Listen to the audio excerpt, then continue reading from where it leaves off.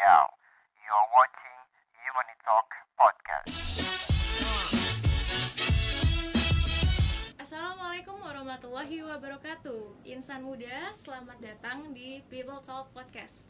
Hari ini dengan saya Farah Gasani dan dua teman di samping saya ada Mas Julio dari Suaka dan juga Mas Kiau refugee di Indonesia.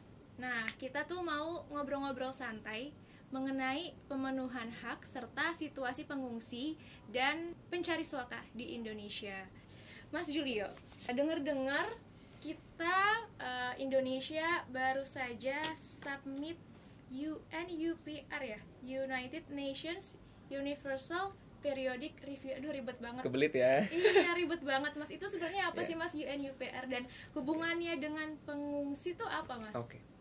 Oke, jadi UPR itu sebetulnya mekanisme yang disediakan oleh Badan Perserikatan Bangsa-Bangsa, dan ini adalah semacam siklus yang memberikan kesempatan satu negara untuk direview oleh negara-negara lain. Nah, jadi pada tahun ini Indonesia akan direview di bulan Oktober 2022. Nah, jadi dalam persiapannya Indonesia itu akan bikin laporan. Jadi kan dia akan bilang dari 4,5 tahun yang lalu rekomendasi yang saya dapat dari negara itu ADC. Nah, setelah 4,5 tahun, oh saya udah ini udah kelar, rekomendasi ini udah saya lakukan, udah saya bikin ini, bikin itu. Nah, tapi itu kan dari negara ya. Biasanya negara kadang-kadang suka luput nih masukin info-info tertentu yang sebetulnya dirasakan langsung oleh masyarakat, termasuk pengungsi yang ada di Indonesia. Oleh karena itu, di bulan Maret kemarin, Suaka dan teman-teman koalisi termasuk Dompet Duofa bikin satu laporan. Kita biasa nyebutnya alternative report atau shadow report. Nah, shadow report ini berisikan tentang performa atau kinerja dari pemerintah Indonesia terhadap pemenuhan hak-hak pengungsi yang ada di Indonesia. Oh, jadi setiap 4,5 tahun sekali ada kegiatan di PBB di mana kita bisa share kondisi pemerintah Indonesia dalam mengelola para pengungsi dan pencari suaka ya Mas ya? Lebih ke pemenuhan haknya sih yang dilakukan oleh haknya. pemerintah Indonesia terhadap pengungsi yang ada di Indonesia. Baik. Mas Kiau, sebagai pengungsi di Indonesia sudah berapa tahun Mas Kiau? Jadi 10 tahun. Sudah 10 tahun dari 2003. Iya, masuk 2012. Ya. Di sini masuk 2012, terima sebagai pengungsi 2013, jadi 10 tahun itu saja. Wah, 2013 sampai sini lama juga ya Mas. Ya. Gimana tuh Mas selama menjadi pengungsi, suka dukanya selama di Indonesia? Ya, suka dukanya biasalah. Seperti apa ya, kalau negara hilang sendiri biasalah. Edukasi, ya, pendidikan, dan terus di hak asasi manusia dan adilan, ya memang nggak sama. Karena kan kita kan nggak boleh compare lokal dan pengungsi refugee ya, karena kan kita harus ada perbedaan warga negara lokal atau pengungsi gitu kan. Jadi oke, tapi pendidikannya ya masih banyak tempat di Indonesia nggak terima juga ada. Mungkin mereka banyak di sini nggak ngerti pengungsi itu apa, especially warga negara Indonesia ya. Boleh dielaborate sedikit nggak Mas Kiau, perbedaannya di daerah apa dengan daerah? Ya, ada juga di Depok ada. Di Mm-hmm. situ mungkin nggak terima, mungkin di situ law-nya beda, komunitasnya mungkin lokal itunya warga negara.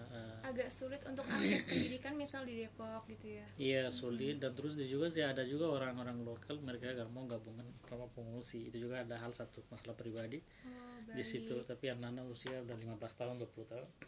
Ada juga di kalau Ciputat oke, bisa di sana karena kan di situ Masyarakat lingkungannya lokal masyarakatnya menerima. oke, ngerti. Ada tempat lain juga begitulah, mungkin lack of communication ya. Oke.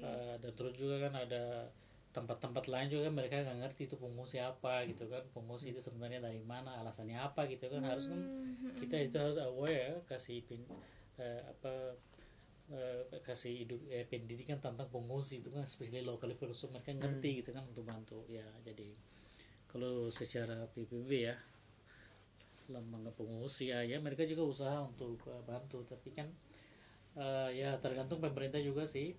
Kan mereka kan kerja bersama, jadi kita juga nunggu dapat kapan solusinya untuk dapat hak-hak pengungsi dan lain-lain. Dan terus lagi masalah health. Ya, kesehatan gimana tuh Mas? Ya, kesehatannya memang pasti sulit lah, karena Sulit juga ya. Karena kesehatan kan itu kan PBB kan nggak punya rumah sakit pribadi, kan Riva rumah sakit pemerintahan, jadi kan kita juga harus ada prosesnya. Dan terus tergantung PBB dan pemerintah Indonesia, I don't know, tapi kan kita harap sih mungkin kita kerja bersama mungkin lebih kerja bersama mungkin kita dapat solusi gitu dari itu. Dan saya juga ngerti lah pemerintah Indonesia atau PBB, mereka juga usaha maksimal ya bantu, mungkin limited fund mungkin bisa jadi juga begitu. Ada case khusus gak Mas Kyo untuk akses kesehatan para pengungsi? Ada, kita kerja sama CWS, CWS dan CRS, tapi kan setiap kasus kan kita harus refer ke CWS, nanti mereka refer kasus itu kembali ke UNHCR. Mereka yang atur, PBB yang atur orang ini eligible for health assistance or not. Ini orangnya butuh pembantu rawat atau enggak, itu tergantung PBB yang atur, tapi kan CWS-nya nggak ada kuasanya apa, kita harus nunggu. Jadi hal-hal emergency juga sih, ya begitu. Kalau akses pekerjaan bagaimana, Mas? Oh, itu sama sekali tidak ada lah, karena kan sulit ya, Mas ya. Ya, karena sulit itu kan tantang undang-undang PBB Indonesia juga nggak ada janjian ya begitu kan. Saya ketawa ya sama PBB, dan terus masih dengar sih PBB dan pemerintah Indonesia kerjasama untuk kasih kesempatan pengungsi dapat masa depan, mungkin dapat kerja atau lain-lain lah hak-haknya gitu. Masih dalam proses, nggak tahu kapan. Dari ceritanya Mas Kyo, ternyata pemenuhan hak untuk akses kesehatan, untuk akses pendidikan, dan juga akses pekerjaan ternyata masih belum baik. Itu muncul nggak, Mas Julio, di penelitiannya teman-teman, di hasil penelitian teman-teman di Muncul. koalisi? Gimana tuh Mas hasil penelitiannya? Jadi kalau laporan yang kami buat, kita meng-highlight 4 hal. Nah, 4 hal ini sudah dilakukan dalam konsultasi ya dengan teman-teman komunitas pengungsi juga, dan juga kita diskusikan antara teman-teman LSM yang bergabung di laporan itu. Nah, 4 hal itu adalah durable solutions atau solusi jangka panjang untuk pengungsi yang ada di Indonesia, lalu hak atas kesehatan, hak atas pendidikan, sama livelihood opportunities atau hak atas pekerjaan. Nah, jadi tadi yang Mas Kyo bilang semuanya itu ada ya di laporan ini. Dan memang betul yang disampaikan soal hak atas pekerjaan yang pasti sampai sekarang ini masih hal yang kami advokasikan bersama. Karena memang susah banget gitu. Indonesia merasa bahwa negaranya tidak memiliki kewajiban untuk memberikan hak-hak dasar ya. Tadi kan 3 hak itu, pendidikan, pekerjaan, dan kesehatan itu sebetulnya hak dasar ya. Baik mereka itu pengungsi ataupun warga negara Indonesia atau warga negara asing misalnya yang ada di Indonesia, harusnya semuanya memiliki akses itu. Karena Indonesia juga kan meratifikasi itu, contohnya ECOSOC, Kovenan Ekonomi Sosial dan Budaya. Nah, itu menjamin hak-hak tersebut. Jadi harusnya Indonesia juga memberikan perlindungan terhadap hak-hak tersebut kepada pengungsi yang ada di Indonesia. Kalau yang durable solution tuh bedanya gimana tuh Mas sama yang akses 3 selain kesehatan, pendidikan, terus livelihood? Ya. Itu durable solution seperti apa, Mas? Oke. Kalau durable solutions itu kan jangka panjang. Jadi maksudnya ketika Indonesia belum menyanggupi untuk menjadikan Indonesia sebagai negara penerima untuk pengungsi, dalam artian memberikan mereka semua hak yang sama seperti Mbak Farah dan saya gitu ya, warga negara Indonesia, maka dia harus melakukan hal-hal tertentu. Contohnya adalah dengan memberikan pemukiman ke negara yang bisa memberikan hak tersebut. Resettlement. Ya, contohnya itu namanya resettlement. Nah, jadi tapi itu kesempatannya sangat-sangat kecil karena dari total pengungsi yang ada secara global itu perkiraannya hanya 2% yang bisa di-resettle. Oleh karena itu harusnya 2% dari total seluruh pengungsi yang ada di dunia. Kalau Untuk di Indonesia bagaimana tuh Mas? Kalau di Indonesia sendiri, status terakhir di bulan April 2022 itu ada sekitar 13.000 pengungsi dan pencari suaka. 13.000, oke. Nah, dari 13.000 itu di bulan April baru 150 yang di-resettle. Maka dari itu sebaiknya pemerintah memenuhi hak-hak dasar bagi pengungsi di Indonesia. Karena kan nggak semuanya dapat di-resettle kan.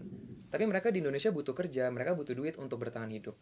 Mereka butuh mengakses pendidikan. Ketika mereka nanti diberangkatkan pada akhirnya ke negara ketiga, supaya mereka tidak terbelakang dong. Jadi mereka harus mendapatkan akses itu. Jadi bentuk-bentuk pemberdayaan itu perlu dilakukan. Dan juga tadi kesehatan. Kalau ada pengungsi di Indonesia sakit, masa mereka nggak bisa mendapatkan treatment? Kan itu harus juga kan. Betul. Jadi bagaimana kemudian mereka bisa mengakses hak-hak tersebut selama berada di Indonesia.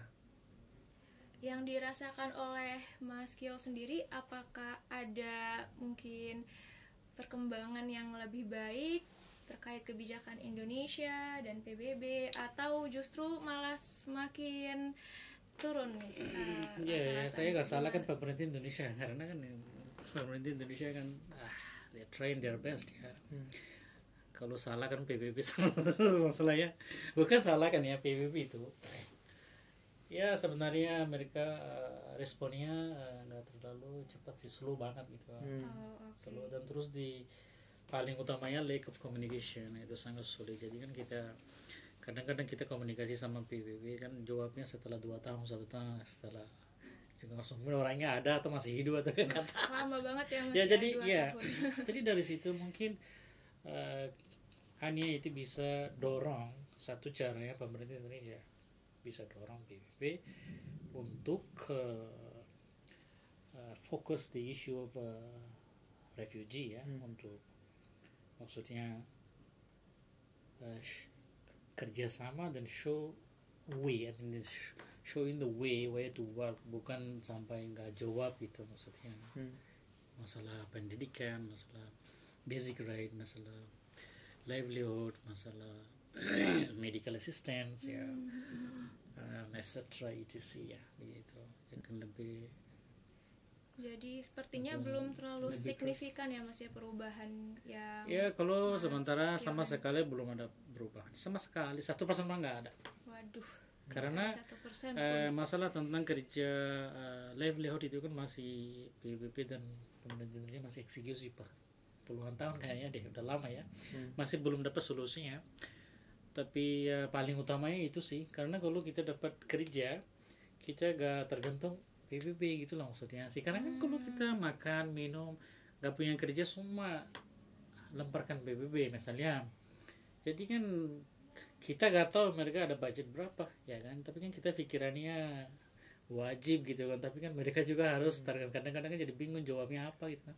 Mungkin dulu pernah jawab tapi kan mereka juga mungkin capek yang setiap kali jawaban satu gitu, mungkin bisa jadi juga. Tapi ya mungkin depan kita harus itulah fokus bagaimana cari solusi gitulah.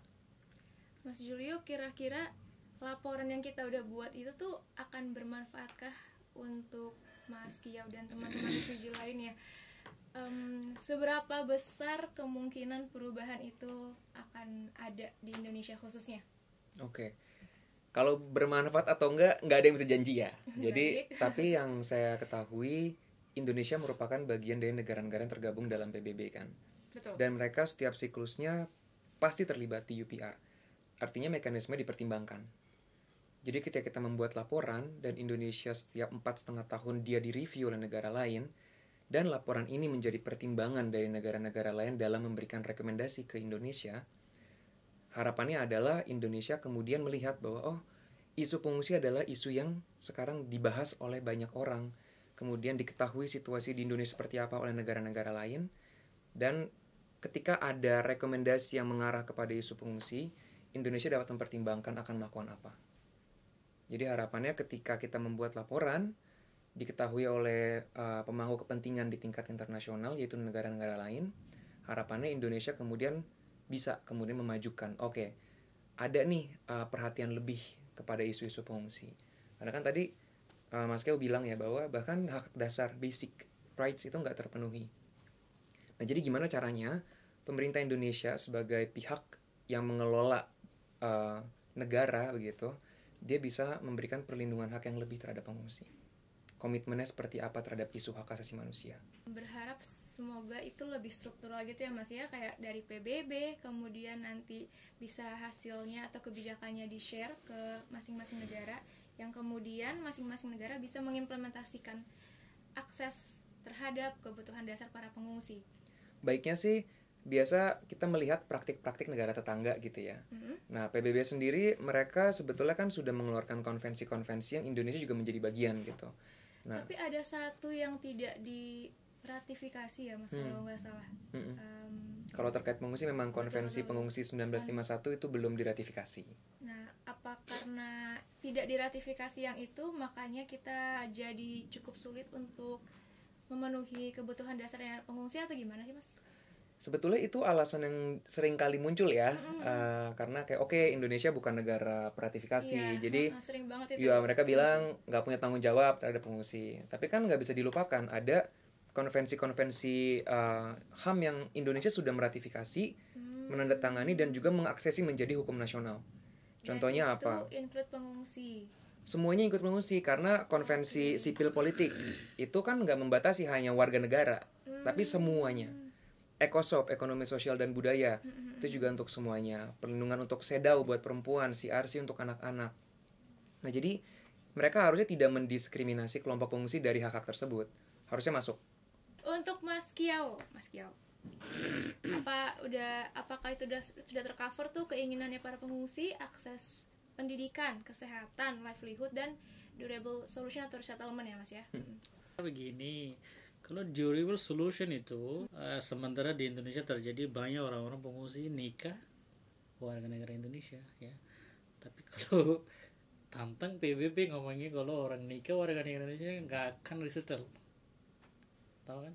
Oh, kalau Never di and ever Indonesia resettle, itu ya. tidak bisa Tapi resettlement kita jika- tidak tahu polusinya, tapi UN polusinya apa tidak tahu. Tapi menurut PBB ngomongnya begitu. Jadi kan kita kan setiap bulan ada meeting ya. Di situ ngomongnya jadi banyak pengungsi jadi frustration karena mereka di sini sudah 12 tahun, 15 tahun. Ada anak udah gede, istrinya nggak ada, itu jadi bingung nih hidupnya gimana kan, anaknya mau ikut ayah atau ibu gitu kan. Jadi dari PBB itu sampai sekarang belum ada jelasin, dan dari pemerintah juga, karena ibunya orang Indonesia, suaminya orang Palestina atau orang Myanmar. Ini global ya, bukan hanya satu, ini global. Betul. Ada juga orang Sri Lanka gitu. Jadi kalau menurut saya sih pemerintah harus look into this issue ya. Because mereka kan di sini ada turunan. Jadi turunan itu jadi bingung mau ikut siapa. Jadi kan PBB juga nggak mau tanggung hal-hal gitu, karena nikah Indonesia kita nggak mau tanggung, langsung ngomongin begitu. Jadi itu belum ada solusi sebenarnya sampai sekarang. Bisa jadi karena gara-gara lack of communication, mungkin kan banyak orang demo ya pengungsi, sampai warga lokal juga jadi kadang-kadang nggak suka kan terhadap pengungsi lapangan karena mungkin lack of communication dari situ. Karena PBB-nya harus dengar apa pengungsi kebutuhan, kalau nggak bisa bantu juga, tapi harus boleh kasih sarankan, kamu jalan segini aja gitu, maksudnya jalan lurus nanti dapat destinasinya gitu kan. Jadi sekarang sama sekali gak jauh, banyak orang-orang pengungsi yang mulai ikut demo, blok jalan ya, jadi juga itu juga satu efek dignity ya, bisa jadi gitu. Terus saya pikir itu paling pentingnya communication. Communicate is very important. Kalau bisa kita ada komunikasi benar-benar, ada every time discussion that they replying there, must not consider in somebody requesting you for money, you consider not like that. I mean, communicate ya. Bisa jadi kita bisa control pengungsi ini, mungkin bisa jadi juga hal-hal bisa selesai gitu loh, maksudnya kerja sama gitu maksudnya, sama representative atau sama pengungsi yang lain gitu bisa. Masih sempat gak sih Mas Julio nambahin lagi tuh mekanisme komunikasi gitu di dalam laporannya? Karena laporan udah disubmit nih ya. Oh, udah disubmit. Udah ya? disubmit. Kapan tuh disubmitnya Mas? Kita submitnya di Maret. Maret 2022. Udah disubmit ya. Karena ada batas waktu kan kita kapan boleh nge-submit. Tapi kita juga membahas bagaimana peran-peran dari lembaga PBB, kemudian pemerintah seperti apa, masyarakat sipil seperti apa, komunitas seperti apa. Nah, jadi memang mereka kan pemangku kepentingan di kesemuanya. Kita nggak mungkin kan persoalan satu isu diselesaikan oleh satu saja lembaga, oleh satu saja pihak. Ada banyak stakeholders ya Mas ya. Nah, berarti tadi saya sepakat komunikasi itu penting. Bagaimana terutama kelompok pengungsi tidak hanya dilihat sebagai objek penerima manfaat ya. Bagaimana kemudian kelompok pengungsi itu dilibatkan menjadi aktor perubahannya. Lah kan yang ngerti mereka, yang mengalami mereka, masa mereka nggak dilibatkan dalam solusi kan. Nah itu mungkin yang sering kali nggak terjadi ya. Sekarangnya begini, maaf, sorry. Oke, kita pengungsi di sini, oke. Mungkin kita dompet duafa, ada PBB, ya ada Basnas, ya banyak bantu ya kan. Tapi kan bantu itu kan hanya sementara ketemu udah selesai gitu. Tapi dari situ setelah itu selesai kita gak pernah komunikasi misalnya. Tapi ini komunikasi harus lakukan PBB. Seharusnya mereka yang komunikasi kalau mau kontrol gitu. Di sini mungkin oke, tempat lain banyak tempat mereka benci promosi. Why? Karena demo. Demo kan ada juga macam-macam, peaceful ya, blocking jalan. Jadi mereka nggak ngerti karena lack of communication. Kalau kita communicate, mungkin kita kasih mereka advice, mungkin stop it, you know. Kalau kita stop, kita harus juga hargai pemerintah Indonesia, respect. Apalagi orang-orang publik kantornya satu lantai PBB, semuanya di depan blok hijau, orang-orang nggak bisa masuk keluar. Yang dari situ kan jadi suka jadi kimusuhan, mungkin lokal dan itu kan jadi karena lack of communication. That is another problem. And most of the refugee frustration, emotional misunderstanding, the lack of communication only. That is the only big problem now. The communication is very important. If you no communicate, because if you work with the PBB, it's a different issue. But we are not too much thinking about you because you are not a part of the PBB. But the person who is handling my case, my issue, global. So kalau dia nolak masalahnya, jadi kita become hopeless, stress, you know. So that is the only my side one issue. A refugee who nikah warga negara lokal, gak sama sekali gak punya solusi itu gak tahu. Sebenarnya ini pertanyaan terakhir aku nih, Mas Kiau, tapi ternyata udah terjawab ya. Jadi harapan terbesarnya Mas Kiau dan teman-teman refugee yang ada di Indonesia, komunikasi yang lebih baik ya antara para refugee dengan PBB, dengan pemerintah Indonesia. Absolutely. Betul, That is betul. sangat penting. Itu penting ya. Ya. Ibu kalau gak mau deketin saya, maksudnya saya siapa gak mau tahu, berarti bagaimana ibu ketawa saya butuh apa, kenapa saya jadi begini, alasannya apa gitu kan, maksudnya itu communication. Iya. Kalau ibu gak mau tahu bodoh amat misalnya saya komunikasi, jadi bisa jadi oh ini orang PBB kok tuh gak mau bantu, jadi frustration, mulai start demonstration this that, you know, actually, but they don't understand actually. Jakarta banyak orang-orang minister, presiden, ya kan, seharusnya nggak usah demonstration lah misalnya, tapi to lack of communication. Kalau saya sedikit berbeda. Apa Jadi tuh, Mas? soal demo ya, itu menurut saya kan kebebasan berekspresi itu. Oke. Nah sebetulnya pengungsi juga memiliki hak itu. Jadi ketika mereka mau demo, menurut saya silakan aja. Yang kita jamin adalah kebebasan mereka untuk menyampaikan itu. Tapi kan akar masalahnya kan mereka demo karena nggak dapat hak-haknya kan. But dia ada dua macam demo, maksudnya peacefully, ada juga destruction misalnya. Maksudnya peaceful, maksudnya demo udah hak mereka. Saya agree, but masalahnya gini, warga lokal gak ngerti ini demo alasannya apa. Mungkin bapak ngerti karena mereka, tapi kan depan lihat menurut orang lain kan jadi ini pengungsi jadi itu kan bad Jadi people. citranya negatif gitu Negatif. ya. Jadi kan peacefully okay, tapi jangan blokir jalan, jangan blokir kantor, itu juga ada. Saya salahkan PBB karena lack of communication. Aku tahu di situ memang saya juga belum dapat hak 10 tahun Pak, saya juga hak, tapi kan saya belum pernah demo. Ada juga cara lain misalnya communication. This is the last and final finish. You can communicate by email, by WhatsApp, anyhow. You have a lot of.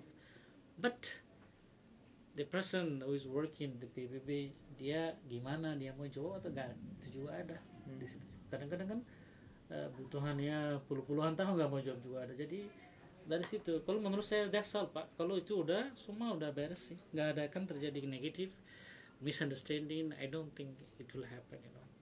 Nah sekarang any refugee kalau ada masalah mereka lewat saya.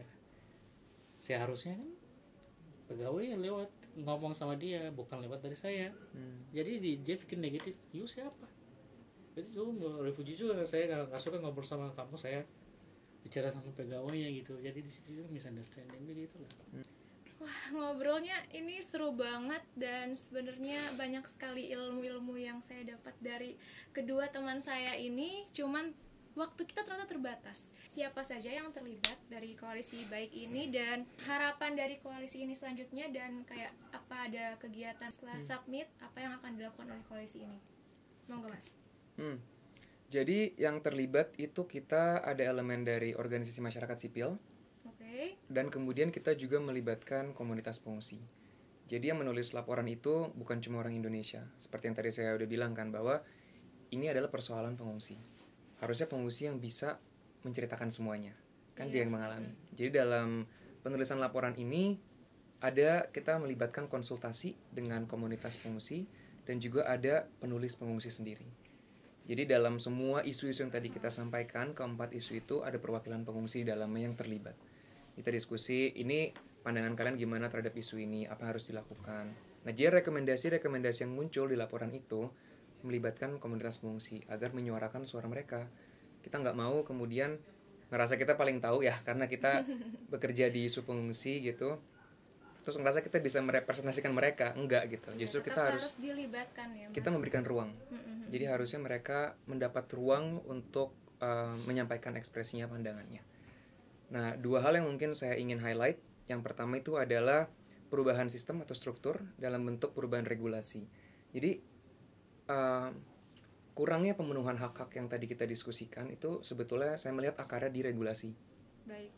Jadi Indonesia sampai sekarang hanya punya satu regulasi dalam tatanan peraturan presiden 125 tahun 2016 yang dalamnya itu sama sekali belum mengatur soal pemenuhan hak tentang pengungsian. Jadi kenapa persoalan-persoalan ini muncul? Karena belum ada nih peraturan yang sifatnya inklusif, kemudian merefleksikan komitmen HAM Indonesia untuk pemenuhan hak pengungsi. Lalu di samping itu yang perlu dilakukan adalah pemberdayaan. Nah, pemberdayaan ini dilakukan untuk komunitas pengungsi pastinya, agar mereka bisa semakin berdaya di Indonesia dan melakukan advokasi sendiri terhadap haknya.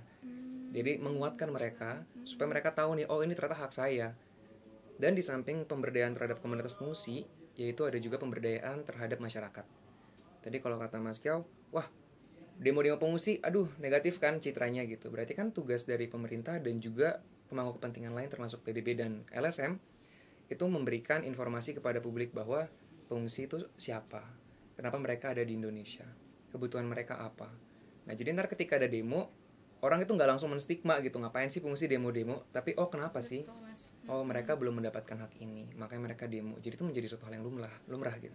Itu sih dua catatan yang mungkin saya sampaikan. Sistem ya Mas ya, dan juga pemberdayaan. Lalu dari Mas Kiau tadi ada akses terhadap pendidikan, akses terhadap kesehatan dan juga livelihood, dan yang paling penting yaitu komunikasi. Semoga hasil laporan tersebut bisa terimplementasi dengan baik ya Mas ya. Dan terima kasih banyak Mas Julio udah mau sharing di People Talk Podcast hari ini. Makasih juga Mas Kiau. Nah saya mungkin minta tolong dari LSM atau mungkin juga bisa pemerintah Indonesia ya bantu untuk komunikasi sama PBB dan pengungsi, karena kita lebih ngerti kalau dekat gitu. Kita sekarang jauh-jauh hanya kita ngerti negatif doang, itu doang, gara-gara itu kita jadi sangat misunderstanding itu doang. Iya, semoga komunikasi antara para pengungsi, pencari suaka, lalu pemerintah Indonesia dan juga PBB bisa lebih baik lagi ya Mas Kiau ke depannya. Mohon maaf banget nih Mas Julio, Mas Kiau, kita harus berakhir. Terima kasih Insan Muda sudah menyaksikan, dan mohon maaf kalau ada salah-salah. Saya akhiri People Talk Podcast hari ini. Assalamualaikum warahmatullahi wabarakatuh.